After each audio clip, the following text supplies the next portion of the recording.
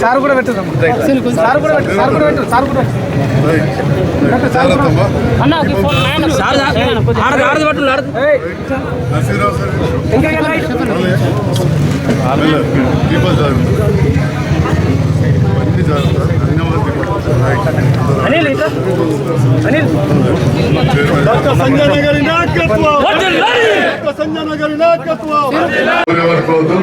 పెద్దలు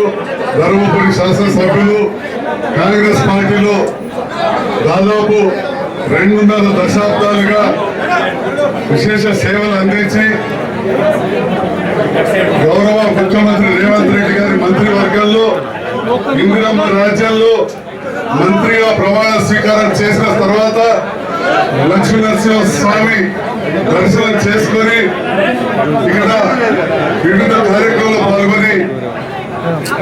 జగిత్యాల నియోజకవర్గ ప్రజల అండదండలతో గెలిచిన నన్ను ఈరోజు ఎమ్మెల్యే క్యాంప్ ఆఫీస్ లో ఆహ్వానించగానే వచ్చినందుకు మంత్రివర్గం అడ్డు లక్ష్మణ్ గారికి స్వాగతం సుస్వాగతం తెలియజేస్తా ఉన్నా. అదే ఆహ్వానించి గౌరవించుకోవడానికి జగిత్యాల నియోజకవర్గం కావచ్చు, జిల్లాకు సంబంధించిన అన్ని వర్గాల ప్రజలు వచ్చారు. ఇప్పుడే చూసినాం, బ్రాహ్మణుల వేద ఆశీర్వాదం, ముస్లిం సోదరుల దువా, క్రైస్తవుల వారి ప్రార్థన అక్కడి నుండి మొదలు పెడితే లక్ష్మణ కుల బాంధవులైన మా ఎంఆర్పిఎస్ జిల్లా అధ్యక్షులు, స్థానికులు, మాల సంఘ నాయకులు, అదేవిధంగా ఇక్కడ రెడ్డి సంఘ నాయకులు కావచ్చు, జిల్లా అధ్యక్షులు, పద్మశాల సంఘ జిల్లా నాయకులు, కుర్మ సంఘ నాయకులు, యాదవ నాయకులు, గంగపుత్ర సంఘ నాయకులు, నాయి బ్రాహ్మణ సంఘ నాయకులు, విలమ సంఘ నాయకులు, అదేవిధంగా విశ్వబ్రాహ్మణ గౌడ ముద్రాజ కుల నాయకులు, శాలివార మా కృష్ణుడు వచ్చారు, వారికి రజక సంఘ నాయకులకు, పూసల సంఘ నాయకులకు, మున్నూరు కాపు సంఘం చాలా పెద్ద వారందరూ, అరవకోడ సంఘ నాయకులు, ఒడ్డర సంఘ నాయకులు, నూరు భాష సంఘ నాయకులు, చిందు పోరాట సమితి నాయకులు, వారితో పాటుగా మా డాక్టర్ల అసోసియేషన్ కావచ్చు, న్యాయవాదుల అసోసియేషన్ కావచ్చు, పెన్షనర్స్, ట్రస్మా, ట్రీపస్, ఈ అందరు కూడా ఈ రకంగా చెప్పుకుంటూ పోతే ఫోటోగ్రాఫర్స్ అసోసియేషన్, ఎల్లాపి సంఘ నాయకులు, వేరు సంఘ నాయకులు, నకా సంఘ నాయకులు, ఆర్యకటకర సంఘ నాయకులు, సార్ వీళ్ళందరూ కూడా జగిత్యాలకు సంబంధించిన అధ్యక్ష, కార్యదర్శి, కార్యవర్గ సభ్యులు ఉదయం నుంచి కూడా మీకోసం వేచి చూస్తున్నారు సార్. అదేవిధంగా ఎరకా సంఘ నాయకులు, మా కైలాసం సార్ వచ్చాడు, వీరశైవ సంఘం నుంచి ఆదివాసీ నాయకులు వచ్చారు, మా మారుతి కావచ్చు, వాళ్ళంతా సంఘం నుంచి జిల్లా మహేంద్ర వేద సంఘం, ఈ రకంగా గోత్రాల సంఘం, పంజన్ సంఘం, అందరూ కూడా ఎస్టీ సంఘం నుంచి నవదుర్గా సేవా సమితి, పద్మశాల సంఘం అందరూ కూడా రావడం జరిగింది. ఇంకా కొన్ని ఏమైనా మిస్ అయిపోయి రాసుకున్న వారికి ఎవరైనా మిస్ అయితే ఏమనుకోవద్దని చెప్పి తెలియజేస్తూ, మరి ఈనాడు వచ్చిన సందర్భంలో నేను గౌరవ మంత్రి వాళ్లకు ఎక్కువ సమయం తీసుకోకూడదు, ఎందుకంటే పొద్దున్న నుంచి, ఎందుకంటే వారి అభిమానులు చాలా మంది ఉన్నారు, దాని వలన వారు అలసిపోయి కూడా ఉంటారు, తర్వాత కూడా కార్యక్రమాలు ఉంటాయి. మరి వచ్చే సందర్భంలో నేను స్పీచ్ చేయకుండా ఈనాడు ఈ కార్యక్రమంలో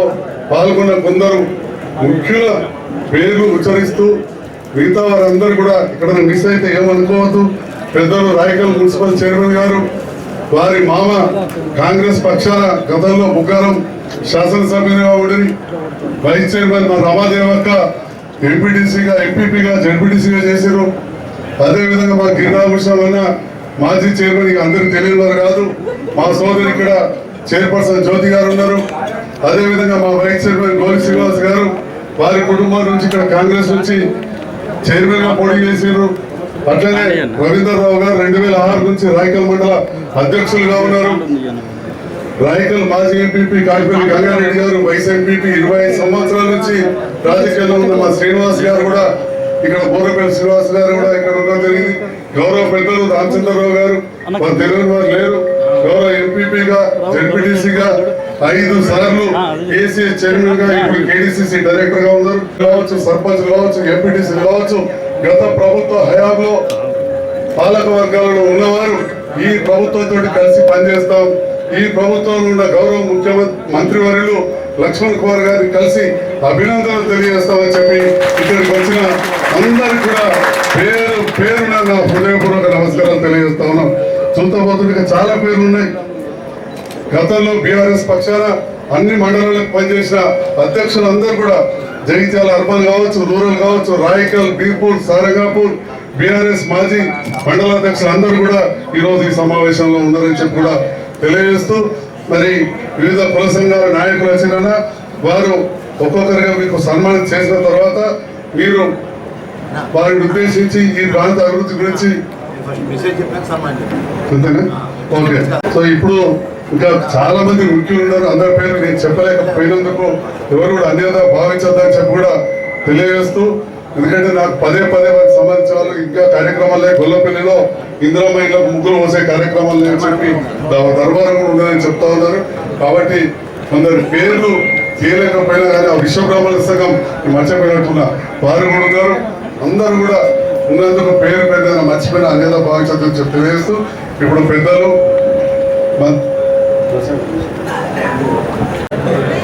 వ్యక్తులు లేకుండా ప్రతి ఒక్కరికి లక్ష్మణ్ కుమార్ అనేవారు అందరూ కూడా పరిచయం ఉన్న వ్యక్తిగా మరి ఇలా చాలా సంతోషకరమైన విషయం. మన జగిత్యాల ప్రాంతానికి మంత్రి పదవి రావడం, వారు ఎప్పుడు కూడా లక్ష్మీ నరసింహస్వామిని నమ్ముకునేవారు.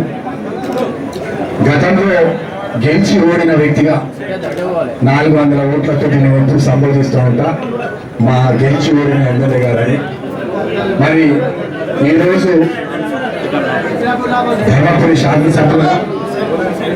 పెద్ద మెజారిటీతో గెలిచి వ్యక్తిగా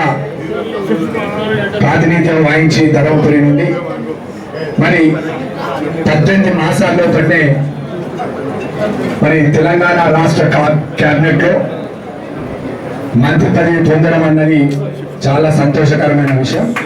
అందరం కూడా మరి వారికి ప్రత్యేకంగా నియోజకవర్గ మా కోరుట్ల నుంచి ఇక్కడ మన ప్రాంత జగిత్యాల జిల్లా ప్రజల పక్షాన వారికి ప్రత్యేకంగా కృతజ్ఞతలు తెలియజేస్తూ, మరి లక్ష్మణ్ కుమార్ గారిని ఇంతకుముందు కొన్ని వేదికల ద్వారా మేము ఇంతకుముందు సభ కూడా కార్యక్రమం చెప్తే మరి డిసిసి అధ్యక్షులు అలా చూస్తున్నాను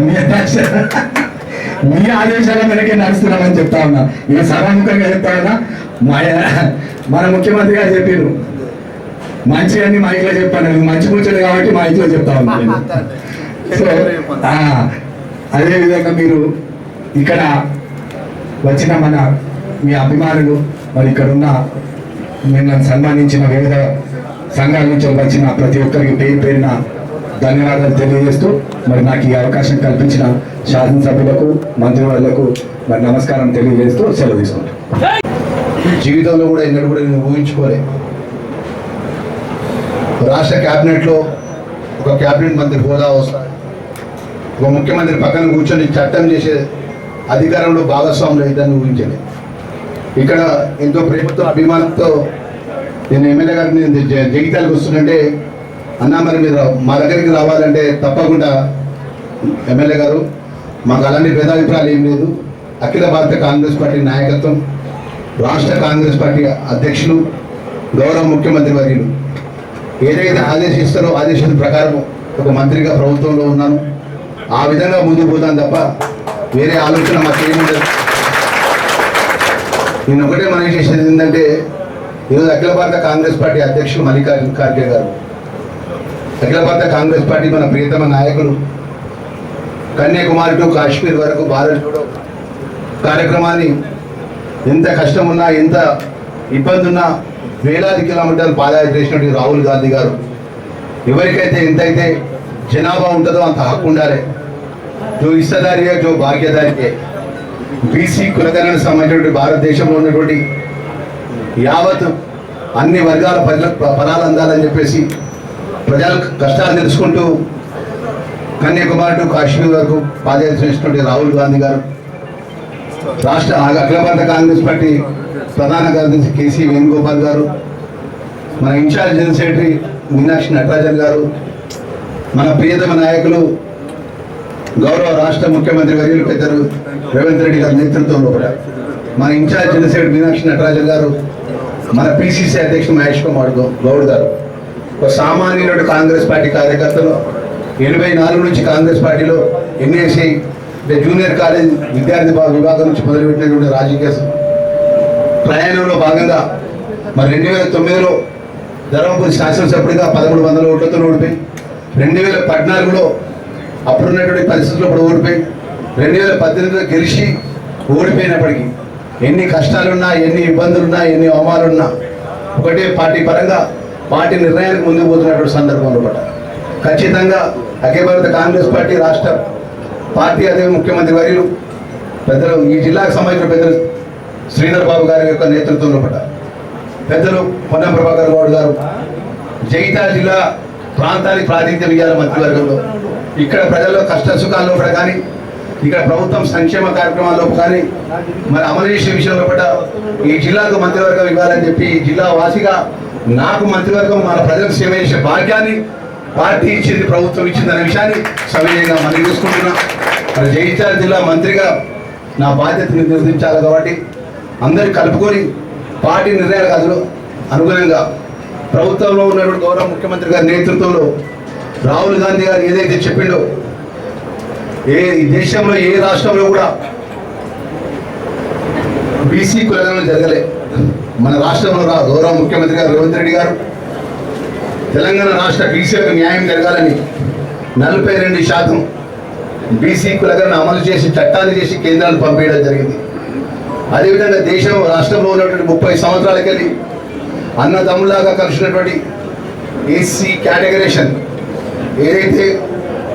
భారతదేశ అత్యుత్తమైన గౌరవ న్యాయస్థానంలో కూడా సుప్రీంకోర్టు జడ్జిమెంట్